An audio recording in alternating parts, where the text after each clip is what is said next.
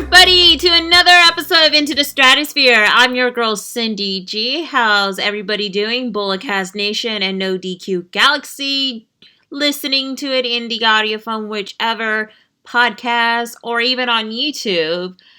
Hope you guys are doing well. I know this week has been a challenging week because, as you all know, it has been 1 year since Rona has been taking over the world.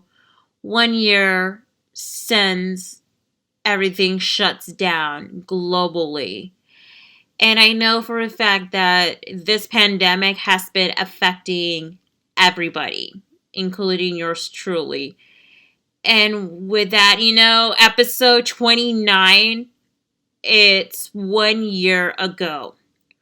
1 year since everything changes for known of mankind. 1 year since we have to live in this chaotic year or era, if you call it.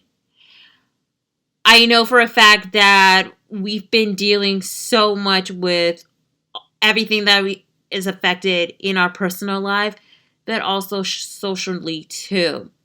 Like with the pandemics going on, and then you have is like numerous of death, especially in the wrestling world as well. And then social movement too, like the whole Black Lives Matter movement has been, the uprising and the pivotal point. And then in the wrestling industry, we have is the speaking out movement, which, as I've spoken out in the past, it's very near and dear to my heart. And then this whole political drama has been going on with the elections. And then, of course, the wrestling world, we've been rocked by, with a sad ending to the death of Mr. Brody Lee, of course, formerly known as Luke Harper in WWE. And, of course, forgot to mention is, the whole climate change going on. I know we have one that is like prior to the pandemic, which is the wildfire in Australia. And then during the pandemic, you have is that crazy hurricane going on, like in the Caribbean and in the southern states, to the crazy wildfire that was affecting here in California. And then, of course, the whole, this snowstorm, especially in Texas, that was, last month. And then, I know I'm, all over the place. And then, up until, January 6th, that whole, the White House invasion and everything that is, so chaotic within the year, especially, while we're all dealing with this pandemic. It's just comes to show is that, we just gotta be cautious. We just gotta be careful no matter what the outcome is. There is no tomorrow. We're not sure what's gonna be happening the next day or the next week or next month or anything. All that matter. We just gotta be more self-aware and more conscious no matter what. I know I am rambling on this very long intro for this episode. I just wanted to speak out on it too, just to give you guys my perspective, especially how it changed in the world of wrestling ever since this pandemic hit that affected everybody in all of the wrestling industry, whether it's pro wrestling or independent wrestling. So on today's episode, I'm just going to give still the same spiel about my reflective thoughts within 1 year since the pandemic took over the world. Also, I'll be giving you guys a brief update of what's going on with NWA, especially the upcoming pay-per-view that's taking place on March 21st. Also, usual recap from Impact Wrestling, especially that surprise announcement, the AEW Dynamite bonus, and my prediction for Impact Wrestling's Plus Special Sacrifice. And so there's not going to be no wrestling news headlines, you guys. I'm just going to give you guys my brief perspective of, how is affecting 1 year ago since everything changes. Now, I know for a fact that we all saw the last of the live crowds from WWE, which is NXT, which it happens to take place at the Performance Center. Because I know there has been an ongoing event going on at their old spot, which is at the Full Sail University. And then AEW had their one last live event show with the audience in Salt Lake City. And that was the last like AEW Dynamite show, they were on the road. And it comes to a point where like everybody was not sure like what's going to be happening within pro wrestling alike. And we're all like speculating that are they going to be shutting down like the production for the time being?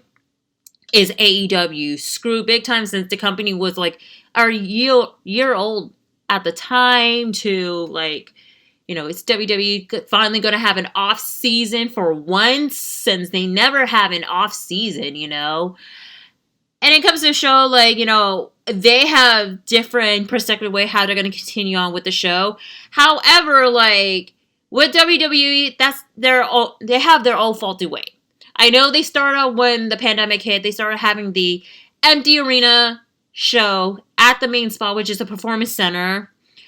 And of course, I did watch the full episode of SmackDown live, and it was a very weird environment. Like, the camera angle pointed out to like just the performers just, you know, wrestling out in like in front of like the empty chairs in arena, and the only person in ringside you have is just the camera crews and the commentator. I believe at the time was like Michael Cole and Corey Graves.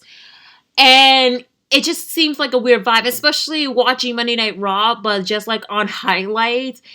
It was very like surreal, and it's like trying to enjoy the show, but then it's starting not to get the vibe of it too. However, AEW Dynamite, like I know it's like a week after like everything shuts down, whatever. AEW Dynamite, AEW did a very impressive job when it comes to like how they deal with the pandemic. One thing about WWE is they did not mention not once about the pandemic, not once about COVID until the beginning of this year when, of course, Drew McIntyre, who was the WWE champion at the time, revealed that he tested positive for COVID. And of course, they mention it like too little too late for WWE, but whatever. Segue back to AEW.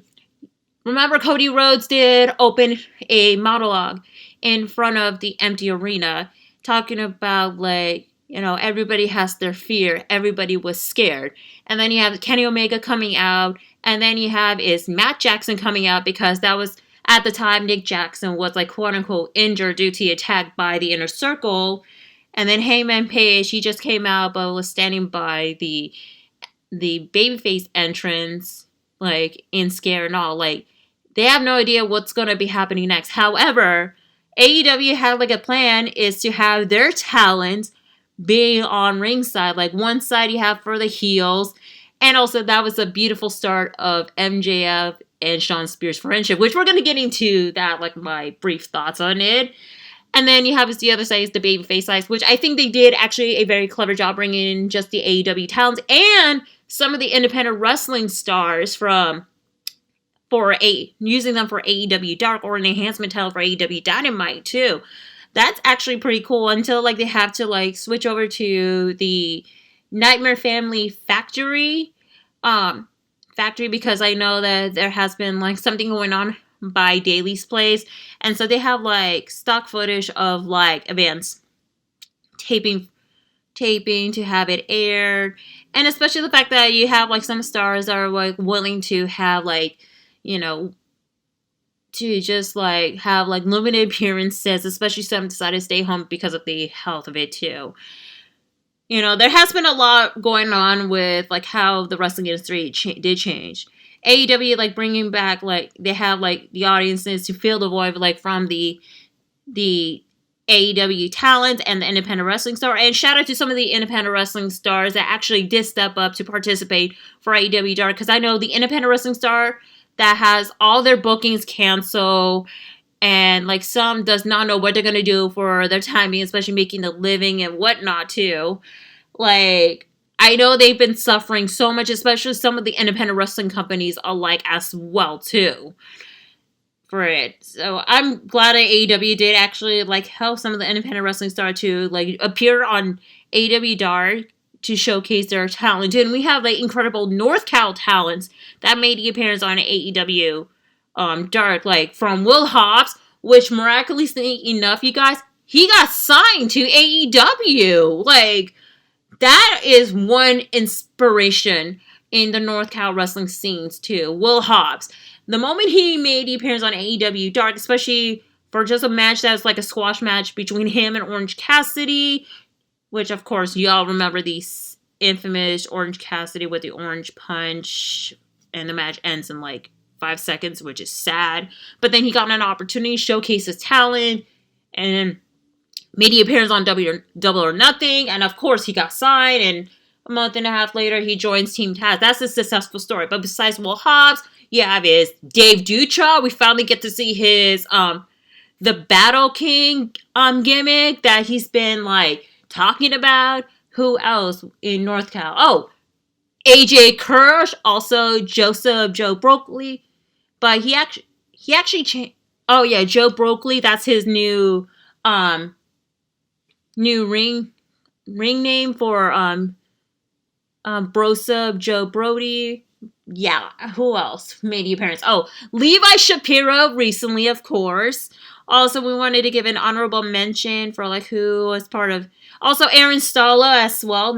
Let's not forget about him. He made a couple appearances on AEW Dark, and now he's part of the Nightmare family, of course.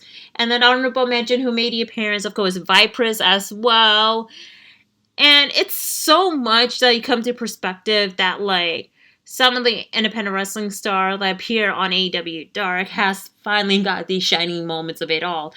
And let alone the fact that you have like in a couple months later, like besides AEW and of course WWE, New Japan Pro Wrestling, even though they had to cancel their event, they brought back the show in June, starting with the anniversary special. And then they started off with just the whole empty arena show, except for the ring crew, the Young Lions, and the press and media as well. Which the press and media actually did help filling in the void at Kurikan Hall, which actually makes it like more like present too. Especially they got like more of like useful for like some of the empty arena, like Yano versus Hamaru Takahashi's rivalry for the New Japan Cup. That's like my favorite part of it too. And I know that like when they started to lift a little bit of the restriction in Japan, they started bringing in the fans with like a little bit of the audiences too. And then of course they have to set the rules and regulation. Face masks at all time, but do not cheer because of fear of like transmission. So only stomp and cheers, and that's kind of like the innovative way they do too. With AEW, when they got back to Daily's Place, they had like some of the audience in the bleachers, but it's just like friends and family of the talents and or ring crew, of course, and the staff members too, just to fill in the void until they started to bring in fans into the live show, which it was pretty interesting. But they did actually pull out the regulation. I actually think that there was no like COVID cases within the audience, even though like, you know, all of the talents, like some of the talents did tested positive for COVID. WWE did keep it hush hush until like a couple of the staffs and talents did move over to speak about it. AEW, however, like even though they did a little bit of the same, but at least we got some of the stars did admit that they tested positive, all that. Impact Wrestling, however, they got stock footages for like the last live taping shows they ever done. And then when May hit, they started to do the shows at the empty arena with no crowd noise until I believe the beginning of this year at the Hard to Kill pay-per-view. That's where they're bringing in the noise making machine, of course. But yeah, you guys, it's a lot of innovative way with when it comes to like the industries. They have to find a creative way in the void of how to entertain us as a fan and to continue on. How are we seeing like a lot of eye opener going on within some of the companies with like a lot of flaws, mainly in WWE. And I speak to it in the past of like the reason why I stopped watching WWE altogether, because it doesn't even suit well with my insanity because of like they did not mention about COVID. Also, they did not have COVID testing. The talents, that's why some of the talents and the staff got tested positive, to the massive layoffs of the talent and staff, furlough, and then the speaking out movement that happens too. And when WWE brought in the Thunderdome, I was like, so you spend money on just like a virtual arena instead of like helping out the talents that y'all fired? Like, come on now. I have like bigger issues about WWE for that, but I already said what I have to say in my piece too. And then when it comes to independent wrestling company, I know some companies did bring back and bring in like more of like different innovative way to like have the show. I know they have some company did a drive-in show, some actually do outdoor show. Even though we have some companies that don't care about the the rules and regulation, that kind of like setting off with everybody, especially the reputation within the company. That's like the only company that I know that they were set foot for like the industry is GCW, and they did try so many ways to make sure that everybody is protected. I know that like for the collective back in October, they had like some of the flaws because of course some of the towns did get tested positive, and some of the audience did as well. But they did learn their lesson, and they still continue on with the show with like proper precautions and everything. And I know they're getting ready for the collective weekend during WrestleMania weekend as well. So, and to set foot of like the example, like, having like everybody wearing masks. They also sanitizing the ring in between matches, which kudos to them. Everything too. And it comes to show like you can't have like creative way to do it. It depends on like which states you're gonna be doing that is mandating like some of the restrictions and whatnot. But everything has been changing in the world of wrestling like within a year. And I know for a fact that since the numbers are starting to decreasing down because of the vaccine has been available, which of course, as y'all know, your girl just got vaccinated. Johnson & Johnson, y'all, just said. I'm doing good, but I am experiencing some soreness in the muscle, and I think I have a little bit of a sinuses, but I'm good, and the cough is from earlier as well, so I'm good, y'all. And so, are we going to be getting live wrestling event again for this year in California? Time would tell you guys, because like I said, we don't know what tomorrow's going to bring to the table. We're not going to know what's going to be happening the next day, the next week, or the next month, or even, God, next year. All we got to do is sit back and just enjoy whichever we can, and just hope that, like, things will move forward, and just remember to be remaining cautious at all time. So that is enough of my spiel when it comes to 1 year of hell, the pandemic, aka Rona, taking over the world. I know we're still continuing on with this, but with the vaccine going on, I know that like it will just set a benefit. I know there's some that are really scared, unsure, or saying they don't need to take the vaccine. It's up to you guys. It's all based on like your intuition and what's best for yourself and also people around you. Anyway, you guys, with that being said, let's go ahead and move on to the update regarding NWA. So, there has been no matches has been announced for the upcoming Back for the Attack pay-per-view. The only thing they just announced from NWA is like who will be appearing in NWA, of course. So, you have is Slice Boogie, which you all remember him from Primetime, and he does wrestle like mainly in the West Coast and also the East Coast, and he's the graduate from the Santino Brothers Academy. You have his former TNA / Impact Wrestling star Crimson, also making his return in NWA. You remember him from New Japan Strong or New Japan Pro Wrestling US of A, Jordan Clearwater, and of course former WWE superstar Tyrus, formerly known as Brodus Clay, and Chris Adonis, formerly known as Chris Master. These are the announcement of the talents that is going to be making an appearance on NWA by the time of the recording of the podcast. I'm recording it on a Friday night, you guys. And so I'm hoping we're going to get more talents, especially the women's side. As y'all know, Serena Deeb is the current NWA Women's Champion. However, she is recovering from a knee injury that she has sustained. Hopefully, we'll be seeing her back in action, but we're not sure what's going to be happening when it comes to the NWA Women's title. Also, I just wish with NWA they should just announce which match they're going to have it appear, since the Back for the Attack is like less than a week away, and I know people are not like too thrilled when it comes to the build up, not because there's no matches, but also there's one particular wrestler, of course, Tyrus, who has been outed during the Speaking Out movement as well.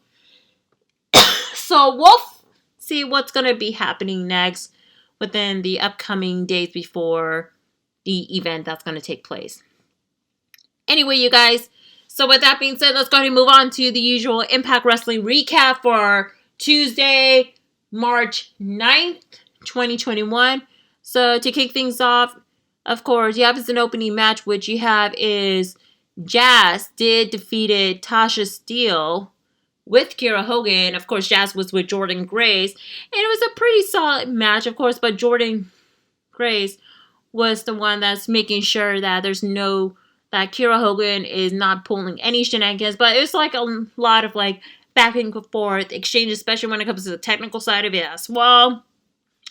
I like the part where Tasha did a very impressive Falcon Arrow to Jazz for a 2 count. It's like a very impressive moveset from her.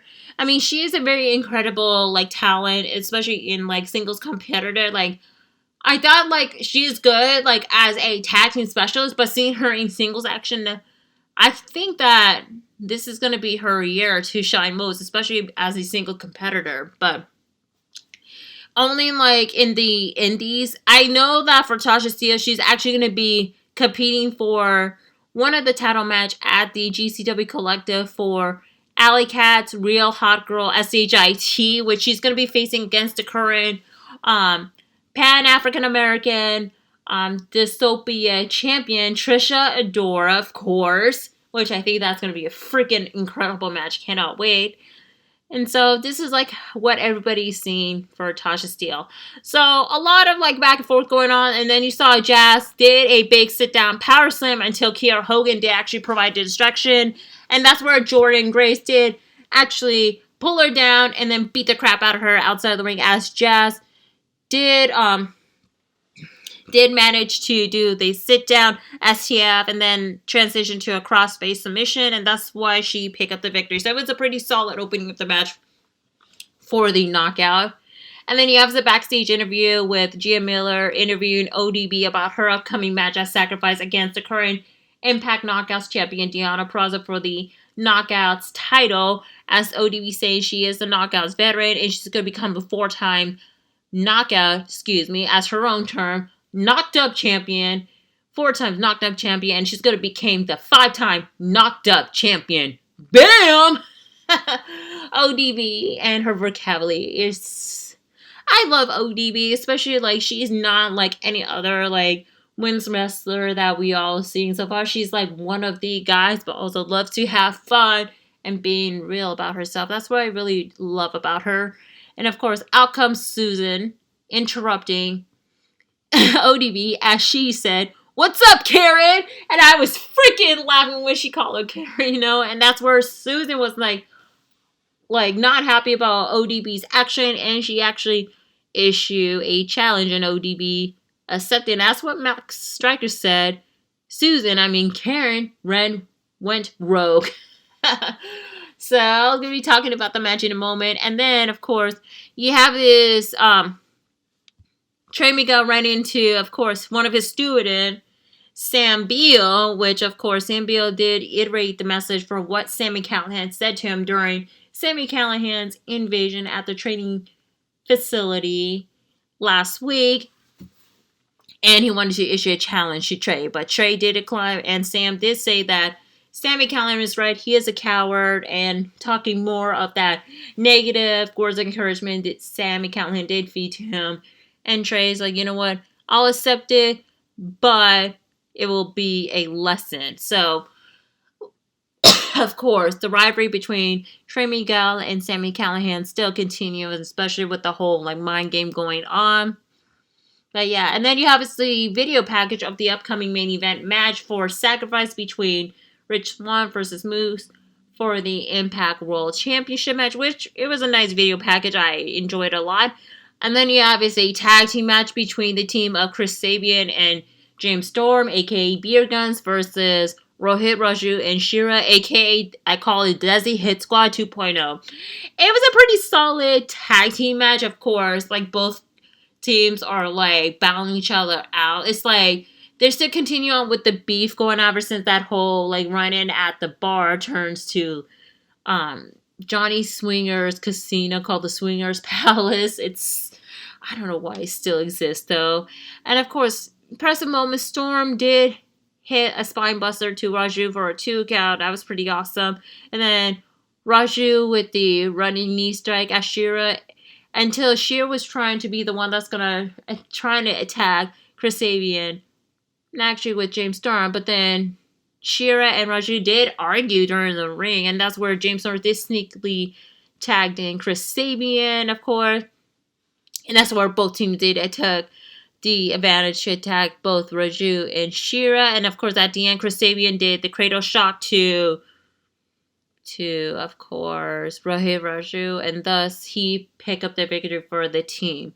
So it's pretty much a fun match, and especially what's gonna be interesting is the fallout between Raju and Shira all together.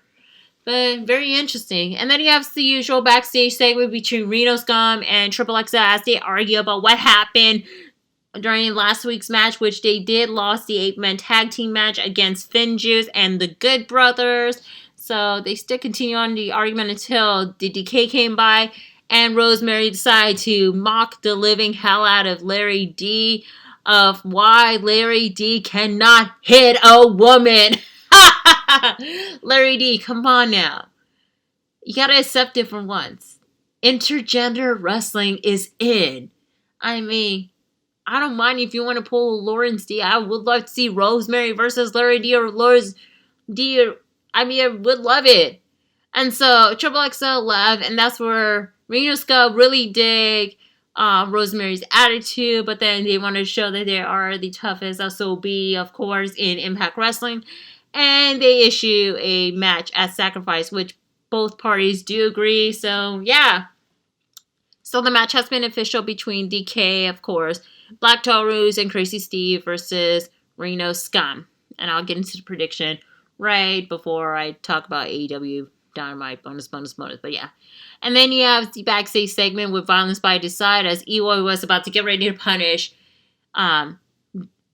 Diener after what happened last week, since Diener lost the tables match to Jake Something, but then got interrupted again by Beer Guns as they confronted about what they did to Diener. He's not the same person. And of course, all members of Violent by Design did attack them, of course. And thus, that's a setting up to a feud that's possibly going to be happening, which we'll get into that.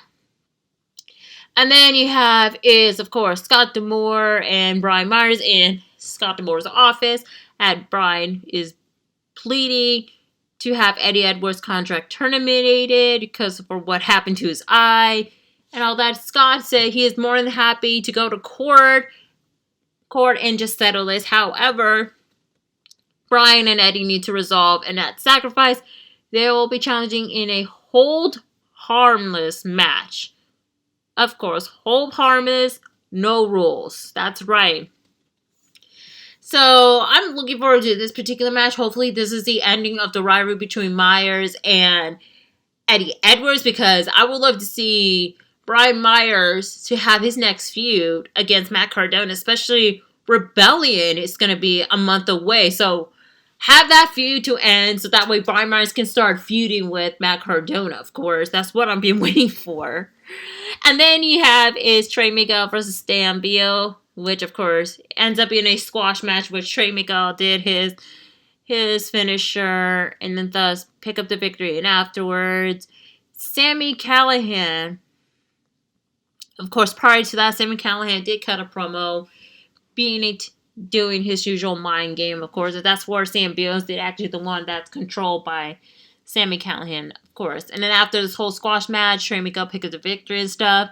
And then Sami Callihan, with that weird transportation, it's just a graphic that say IC, of course, where it just shows, Trey Miguel, like, standing by the stage after Sami Callihan teleported. And that's where Trey's yelled, no, and then that's where Sami Callihan did the pop-up powerbomb to Sam Beal, and then, of course, teleportation again and disappear. Yeah, it's like a weird segment. I cannot wait for this feud to end. I know they're just going to continue on with the feud leading up to Rebellion. I hope so, because I don't see this match in particular at Sacrifice. It's just like more of a build-up to like what's going to be compelling story, especially Trey Miguel's singles run since he's now solo, of course. And then afterwards, you have the backstage promo from Beer Guns as they declare a match to Violence by Design at Sacrifice. Once they're done with the promo, Jake Something did came by and he offered to be at ringside to Beer Guns to make sure there is no shenanigans going on from one of the members of Violent by Design. And of course, Beer Guns do agree. So we're going to be seeing not Cousin Jake. He's no longer a cousin anymore. Jake Something being on ringside as security, which I'm looking forward to it. So they all agreed with the handshake, but yeah. And then you have the AEW Dynamite commercial. Took place at Daly's Place. The two Tonys did reflect about what's going on at Revolution, even though Tony Khan talked about that dud explosion, saying that Kenny Omega does not build, but he's looking forward to what Eddie Kingston has to say, which I'm going to get into. That's going to be one of the AEW Dynamite's bonus. The promo from Moxley and Eddie Kingston about that dud explosion, of course. And if you want to check out what I have to say about it, check out the recap of AEW Revolution, which I was featuring with Philip and Brandon. I went on a rant of it. I cussed out like a storm. So, just saying, y'all. And that's the back thing, by the way. Anyway, so after they talk about it, then they're talking about the upcoming cards for AEW Dynamite, and that was pretty much it. Anyway, so we are back in Scott D'Amore's office, and he's having a contract signed between the Good Brothers and Finjuice as they're getting ready to have a match. But Scott D'Amore did walk away as, of course, the Talkin' Shop whiskey came into the present, of course. All of them, they're kind of contemplating like how many they can drink, of course. And the Good Brothers still mocking Finjuice, doing this whole young boy situation. Honestly, this whole build-up of a feud, it doesn't even draw us into appeal. I thought with Finjuice, they're going to be building up to a bigger star, but it just seems to feel watered down because I think it's because of the fact that Dave Finlay and Juice Robinson is already in Japan competing for the New Japan Cup. And plus, Juice Robinson actually has a new look again, changing his look again. So pretty much the one that we saw, it's somewhat outdated, but it seems that they're trying their best to build it. But this whole situation of it, I think what's hurting most about when you're supposed to be having a partnership is no one from AEW appear. And that's kind of one thing that's hurting. But if you bring someone from New Japan, you thought it's going to be a draw, but it does not show a bit. And it just feels like Finjuice is being set to aside as a bit of an afterthought, which is sad. And so once all of them got 2 shots of drink, all of them did sign the contract. And then that's where they were about to take the 3rd and final shot. But of course, the Good Brothers took the 3rd and final shot, while Finjuice, they did not drink. Instead, they pour it towards the Good Brothers, and thus they started a brawl around the office. So, yeah, very interesting. And then you have the next match, of course, Chris Bay defeated Ace Austin with Madman Fulton in a very impressive Division match. Match of the night, actually. You got so many high-flying said. You saw, like, Ace Austin with the pinpoint kick, Chris Bay with the okie doke, and then he did a code red for the 2 count. I mean, it is so much, like, high-flying action going on between these two that I really enjoy. And you have Madman Fulton just sitting down with a chair on ringside, enjoying the match, of course. And, like, right in the middle of the match, you saw TJP with the chair coming out, sit down, and that's where, like, Ace Austin got distracted, and Madden Fulton got up with the chair, and he was, like, walking towards TJP, and that's how Chris Bay got the victory. So, it is a very impressive match. I mean, there's still a continuation of the feud between TJP and Ace Austin, especially leading up to their match this Saturday, like, in less than 24 hours, of course, for Sacrifice. And, of course, the usual Singers Palace, TJP and Josh Alexander situation. You know, I have a feeling somebody's going to be up for what's going to be happening in regards to the future of the X Division champion. We'll see about that, which I'll get into my theories a bit during the prediction. And then you have the backstage between Raju and Shira as they kind of like confront each other.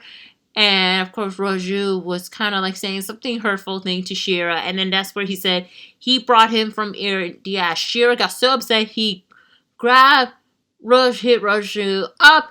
And he said, I don't own you anything. And yeah, now you see there's going to be start of a build-up feud between Shira and Rohit Raju as a start. But we'll see. All right, and then you have his ODB. Bam! Defeated Susan, in a pretty solid, like, knockouts match. First of all, Susan has her own theme entrance now. So catchy. I freaking love it. I was so worried about what, like, here's the thing.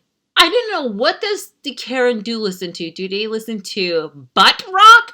Which, shout out to Punk Rock MDA, Finn McKinley, for doing a video about butt rock. Check it out. And also shout out to Baby Huey. Thank you for letting me know about the Punk Rock MDA. But digress on it. Or do they listen to kind of like old school pop songs, like from the 2000s, like Christina Aguilera or Jessica Simpson? I don't know. But her theme entrance, it's so catchy. I actually enjoyed it a lot. Like, it was so hard because I'm trying to listen to the lyrics, but, like, the crowd noises kind of, put the damper of it, which sucks, but hopefully we'll get, like, the full theme song on YouTube, though. That'll be fun. Anyways, yeah, this match was really interesting. It is a really fun match. You saw ODB did motorboat Susan after Susan was trying to adjust ODB's top by covering up the girls, of course. And then after the commercial break, you saw Susan was trying to do a low blow to ODB, but come on now. A low blow to a woman, it's not going to work. And of course, Susan's dress, Susan's button-up shirt got, like, unhooked a bit. Yeah. Let's just say her girls does show did the cleavage, only just letting you know. And so you saw the part where Susan did pour ODB's flask as ODB got really upset. And that's where she did the BAM finisher to pick up the victory as well. It was a really solid match going back and forth. Susan did a pretty impressive job of it. ODB, she still got it. So with a couple of these strikes, couple of like the maneuver, like from the clothesline to German suplexes. So I enjoyed it. And then afterwards, you saw Deonna Purrazzo and Kimberly came and attack ODB. And then Jordan Grace and Jazz did attack them until Fire and Flava did continue to attack the babyface. So pretty much all team heels attacking the babyface as all of them. This does tell, and this does seem what's going to be happening on Sacrifice. We'll see about that. And then afterwards, you saw Scott D'Amore in the office with someone he's talking to that he got the papers until he heard Moose's theme song. As Moose is like already in the ring, waiting for Scott D'Amore's announcement, being impatient as always. And that's where Scott got up and left the office, leaving this particular person hanging. And so we went back to commercial as Moose still being impatient.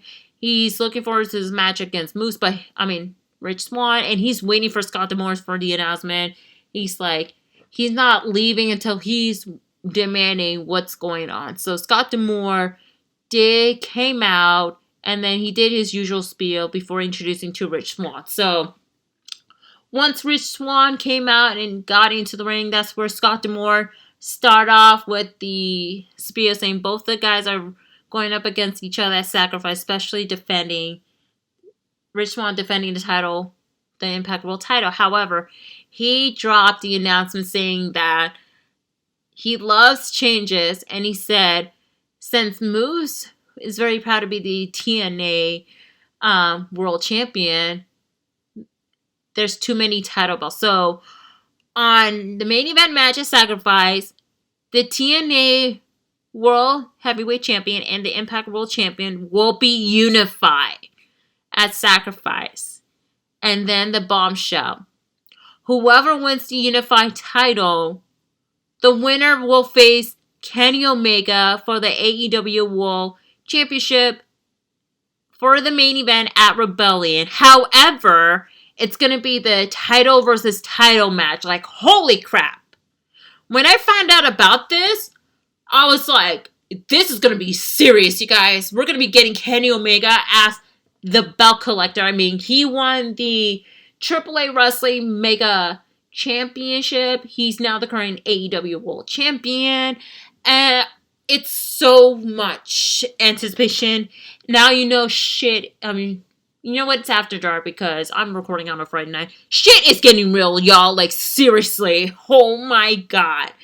Once the bombshell announcement's over, Rich and Moose stare each other face to face, raising their title high. And then at the end, the camera goes back to the office, and you saw is Don Callis talking to the phone, talking to Kenny, saying that he saw it.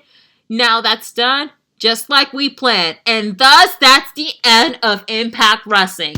And it was a really fun show. I enjoyed it, like, especially the good build-up leading up to what's going to be happening on the Impact Plus special. The only downfall would be the whole situation with the Good Brothers and Finn Juice. Like I said, I feel that they really dropped the bomb on Finn Juice, especially when you're supposed to be having the freaking Forbidden Door partnership. Like, come on now. And then you have like last minute rivalry with Violent by Design and Beer Gun, since they just finished having a brief feud going on with Shira and Rohit Raju, of course.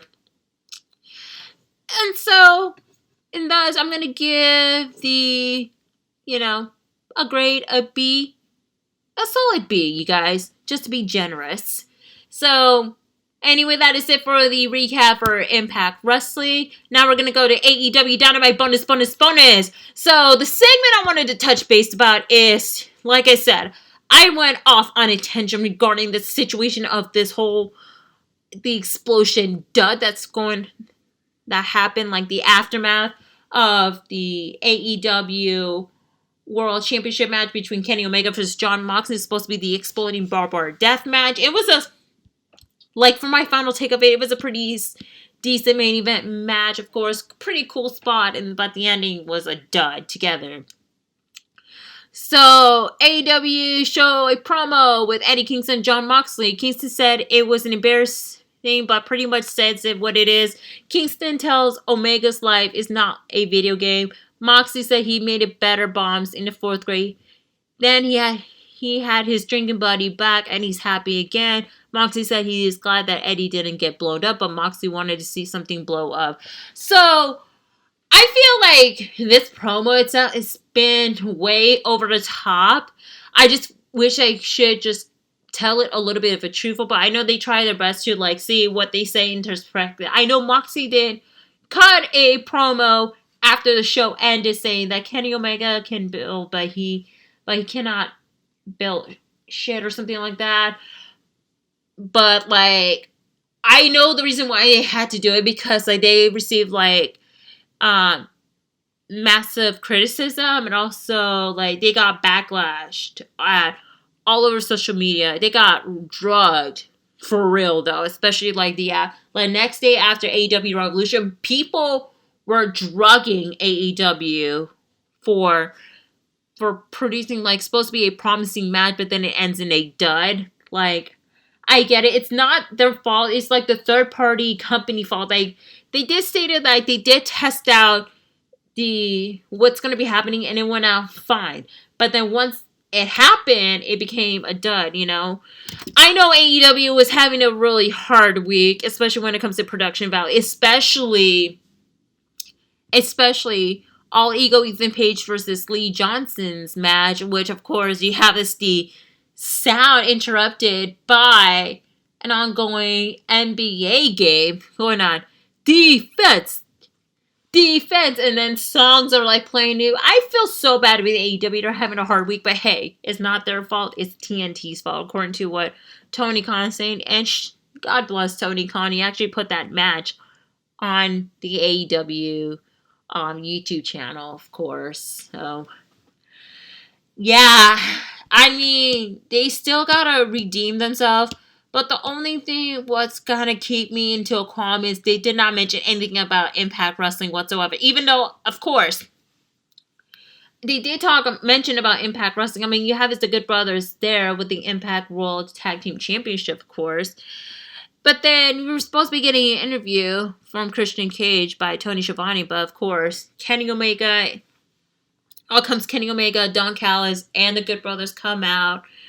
And like, they did cut a promo regarding this whole, like, the exploding dud. But first of all, Don Callis did say how great Kenny Omega is. And he tells the crowd that he is sorry you will not hear from Christian Cage. And saying that everything was planned. But Omega stops him saying not everything went as planned, of course. Going as planned, which is the whole, like, you know, the unifying title situation, belt collecting from Impact Wrestling. But not everything as planned, which is, of course, the exploding dud.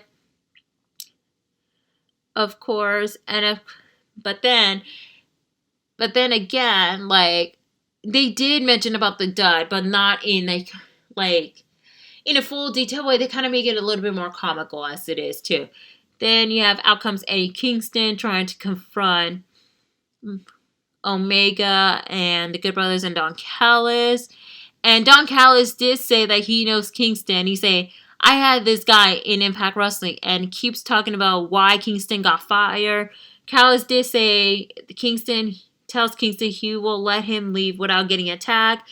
And of course, they did play out the countdown clock. And of course, Kenny Omega, when the clock came down to 5, it's like 6-9 me, Don, 6-9. Like, oh my god. That's like the only entertaining part about it. All of it, too. And then once the clock stopped ticking, Omega got up and asked Kingston, what does he hope to accomplish? And then Omega got into a phase, and that he won't do anything and tells Kingston he can get the first punch in, and Kingston obligates. And of course, Eddie Kingston did throw punches, and of course, everybody did attack Eddie Kingston until Jon Moxley runs out and did make the save. And of course, another countdown clock goes off, and of course, Christian Cage came out, and of course, Christian Cage and Kenny Omega did face to face, and of course, Kenny Omega has the title, but then Christian did stop in an attempt to hit the kill switch, but Don Callis did save Omega, and then Christian did walk it over to the AEW World Championship, pick it up, and look at it. And yeah, you guys, I mean, I know they did try their best to talk about the exploding barbed wire, like, deathmatch dud situation, but then something's got, I know they did segment it, but they did not mention about the whole unified title situation, all that, but then something is going to be setting up between Kenny Omega and Christian Cage. Christian Cage's theme is from his old days in TNA, now Impact Wrestling. What does this mean? I know it's going to be too early for me to do my theories, you know, especially when your girl just got vaccinated today. But I'm going to save some for another because I think I know where it's going to be leading to, but we'll see what's going on. But yeah, y'all. So these are my take for the AEW Dynamite bonus winner featuring the Forbidden Door situation. I know what's going to be happening next week. I don't know, but I'm going to be more than happy to cover next week's first ever women's main event match. That's right. The unsanctioned lights out anything goes match between Thunder Rosa versus Dr. Britt Baker, DMD. I'm super stoked for it. Alright guys, with that being said, let's go ahead and go to the Impact Plus Special Sacrifice. The predictions. So you have is Havoc and Nevaeh versus the team of Tennille Dashwood and Caleb with K in an intergender tag team match. I have a feeling this is going to be the breakup of Havoc and Nevaeh because of mixed signals of it together. I'm going to go with Tennille Dashwood and Caleb with the K to pick up the win. I mean, for that way it's going to be setting up for kind of like a brief feud between Havoc and Nevaeh, and that's where they're going to end up bringing up as a tag team. And then you have is Reno Scum versus the Decay. I'm going with the Decay to pick up the victory. I mean, just because we haven't seen Reno Scum in quite some time. They came back a little over 3 weeks ago, and they did just put it out there for the last minute of this feud. And then you have Chris Sabian and James Storm with Jake Something versus Violent by Design. I honestly feel that this is going to be the ending of the feud, going, especially anything with Jake Something. Actually, you know what? No. I have a feeling we're probably going to be continuing on with the Jake Something feud versus Eric Young. Maybe in the Rebellion pay-per-view. I'm going to go with Violent by Design to pick up the victory and have the continuing feud with Violent by Design and Jake Something, and that's where they'll have a feud between Jake Something and Eric Young. Eddie Edwards versus Brian Myers, hold harmless match. I'm going with Eddie Edwards to pick up victory. Like I stated, Brian Myers needs to take the L. That way he can focus on is starting a feud with his quote-unquote best friend, Matt Cardona. And then you have is the X Division Championship match, which is current champion TJP versus Ace Austin with Madman Fulton.